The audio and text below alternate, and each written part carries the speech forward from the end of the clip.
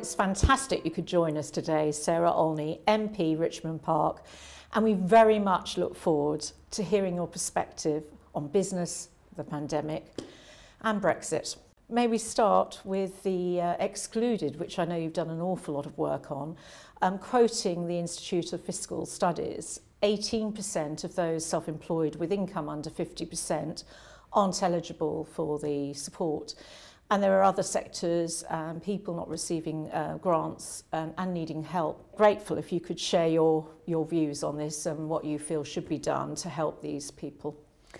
Yeah, well, very much so. I mean, you're absolutely right, Anne. There have been quite a significant proportion of the population who've been left out of all plans of financial support. Yeah. And it might be company directors whose average earnings over the last 3 years have been more than £50,000. It might be people who've paid themselves out of dividends rather than paid themselves a salary. Yes. The thing we're seeing quite a lot in Richmond and Kingston, yep, is people who go from contract to contract, and so they're earning PAYE, but for whatever reason they weren't in contract at the time when the furlough scheme came in. So there's a lot of people, and it has been hitting Richmond quite hard, because a lot of those people are in the live events sector, which has really struggled, obviously, over the course of the year.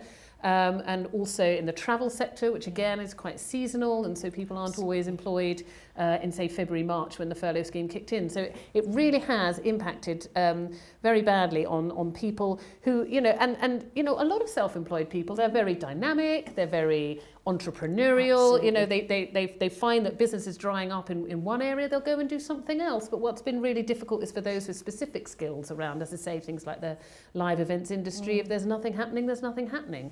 So I think it's really terrible, actually, the extent to which people have been left out, not least because, when the time comes, and it still seems a little way into the future, when we can start to rebuild the economy post-pandemic, those are the people who are going to be driving forward. They'll be looking for new opportunities. They'll be creating new partnerships. They'll be the ones who'll be rebuilding our economy. Absolutely. So it's so short-sighted not to have found a way to have supported them.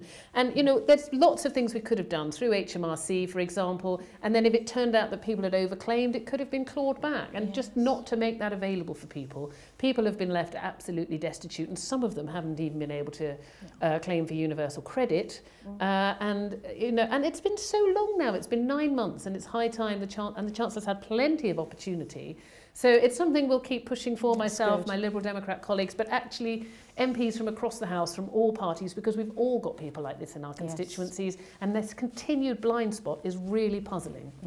Yes, and we've had many contacting us as well. So thank you for what you're doing on that.